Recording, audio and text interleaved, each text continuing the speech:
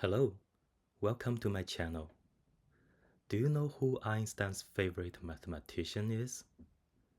Anecdotes suggest it's Kurt Gödel.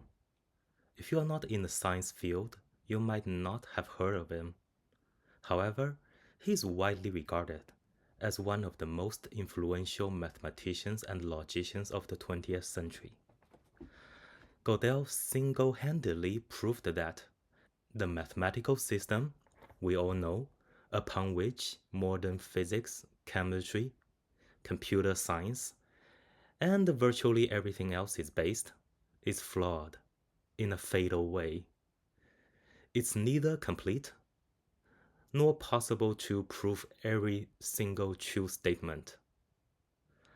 I won't go into the technical details of mathematics.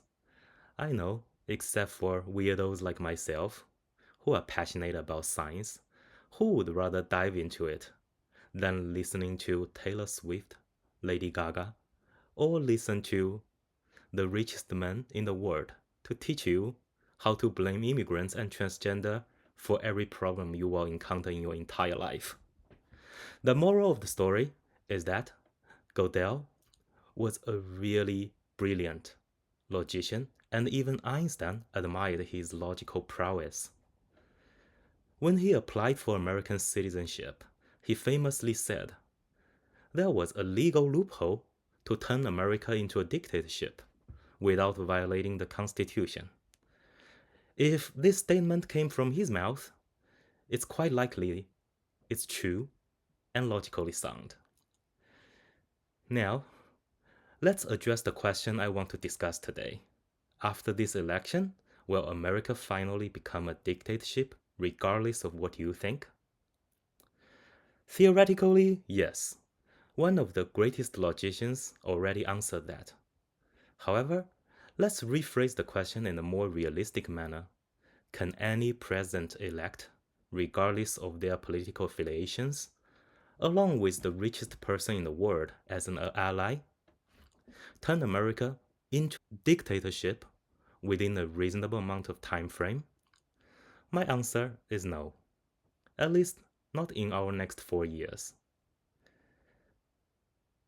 If we want to answer this question definitively, we could look no further than the second largest economy in the world, China. You might be confused. What? China's democracy, if it ever existed, is significantly stifled. But to further understand the different types of governments, we need to know that not every non-democratic country is automatically a dictatorship. Here is a very simplified version of the modern government spectrum. Between democracy and dictatorship, there are authoritarian, oligarchy, and then dictatorship. Singapore is a famous example of an authoritarian government. China, before Xi, fell somewhere in the middle between authoritarian and oligarchy. After Xi's rise, he was trying to consolidate his power all by himself. Despite many successful efforts to remove political rivals, he is still falling short of turning China into a dictatorship after more than a decade of governance. The reason? As long as it's not a full dictatorship, checks and balances do exist. And dictatorship is really, really bad for the economy. So, let's bring our attention back to America. Let's say the president-elect presumably wanted to turn America into a dictatorship. He had full support from his political party in both chambers and had an approval from the Supreme Court, and had financial support from the richest man in the world. Is that everything needed? Not so fast. With the current government structure, the forefront defense lies within the individual states. The current system has granted significant power to the states.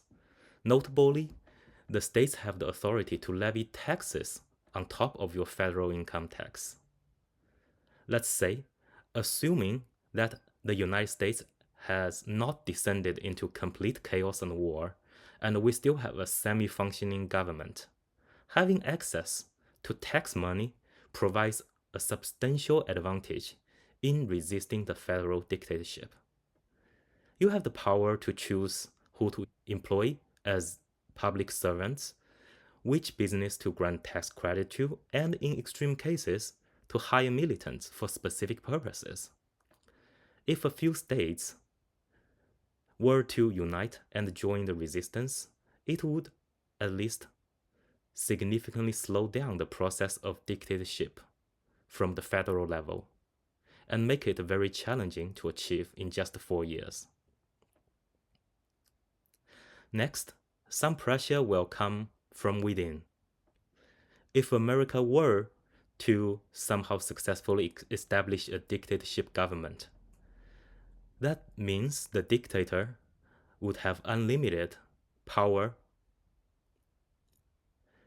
In that case, it's reasonable to assume that many people might desire that same position. Who else might want it? The vice president, the speaker of the house, the secretary of the state, the richest person who funded all of this. This kind of power is similar to the One Ring from the Lord of the Rings. If given the opportunity, very few people can resist its allure. This would inevitably sow seeds of instability within such a political structure.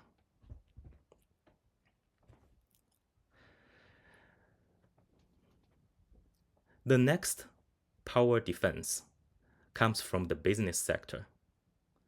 A comprehensive democratic system is essential for most businesses to flourish. This concept has been extensively discussed by this year's Nobel Prize winners.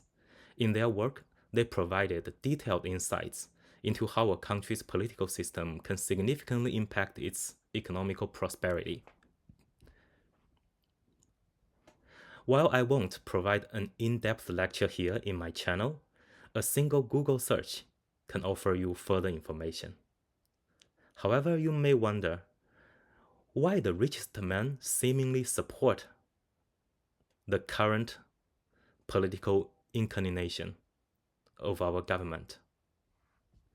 Well, while dictatorships are detrimental to economy as a whole, they benefit large businesses that are closely aligned with the government.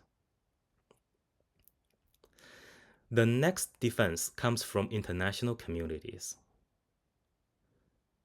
As a world reserve currency, the US dollar has been backed by the credit and faith of the US government. However, if America were to fall into dictatorship, what's the remaining credit for the US government to maintain everyone's faith in its currency's value? Admittedly, you could start a few wars to force certain entities to use US dollar, but would it be possible to wage a war against the entire world and still emerge victorious? That sounded quite unrealistic. Moreover, US exports would also be significantly affected, from smartphones and software technology to cars and machinery. Who would want to be potentially monitored by a government that is heavily influenced by dictatorship?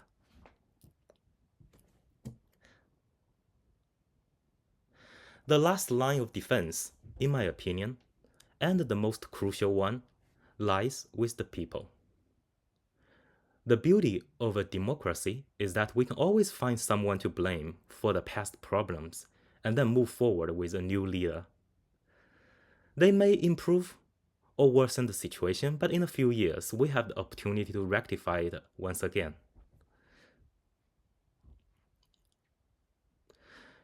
Many people are currently grappling with conflicts, anger, fear, hatred, despair, and division. So, implementing such a system would empower us, the people, to find a means of expressing our frustrations instead of accumulating pressure and potentially exploding in an unforeseeable manner.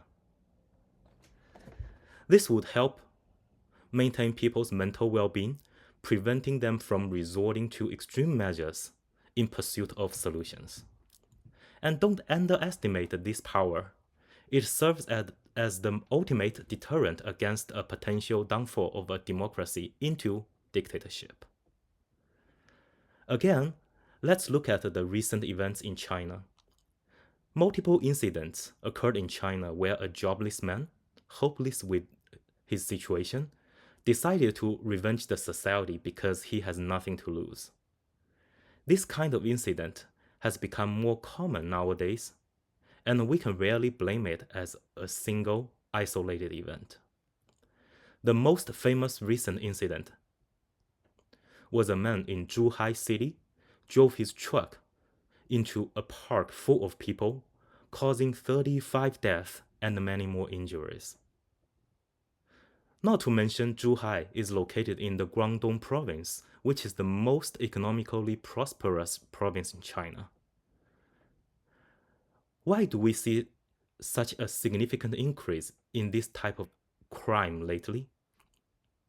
This happens during an economical downturn and after China removed term limits for each president. The actions of this mass murderer are definitely extremely despicable, and they need to be held fully responsible for their wrongdoings. However, the point is, if there is some still hope for a change, why would so many people decide to resort to the extreme to vent their anger? So let's bring our view back to America. Hypothetically, if America has fallen into dictatorship, it would just take one economical downturn to initiate a chain reaction like this. In fact, since Americans have been used to blame an entire political party for economical downturns, people may start to feel extremely frustrated and unable to vent, even when any single political party has achieved permanent, unchallenged power. And this will happen before a full dictatorship. So far, we've extensively discussed the potential threat of American dictatorship in the present day, from the resistance it might encounter to the inherent instability of such a society, which is prone to self-collapse. The prospect of transforming America into a dictatorship remain purely theoretical. While it's conceivable that someone might possess the power and resource to attempt to execute such a plan, I don't think anyone in this world has the power and resource to quickly get it done in the next 4 years. That's all for today. Don't forget to like, share, comment so I'll make more videos like this. As an engineer with a full-time job, the reason I want to start this channel is to help marginalized and voiceless communities to navigate America. See you next time.